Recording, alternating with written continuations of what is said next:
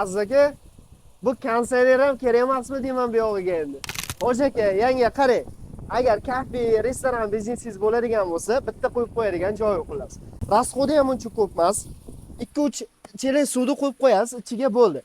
Ortiqcha suvni hammasi mana bu yoqdan kiradi, yana qaytib bu yoqqa tushadi. Agar suv rasxodi ko'payib ketadigan bo'lsa, mana bu yoqda ozgina burab qo'ysangiz, suvni ligirovkasini ham qo'ysangiz bo'ladi. Restoranga, kafega xohlasangiz, hovliga kravat qo'yilgan bo'lsa, hovlini bir chetiga qo'yib qo'ysangiz, salqingina maza qilib o'tiradigan joy xullas.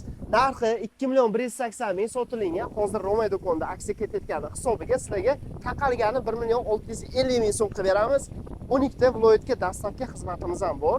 Pastdagi telefon raqamlariga qo'ng'iroq qiling. Operatorlarimiz bor. To'liq ma'lumot beradi narxi bo'yicha.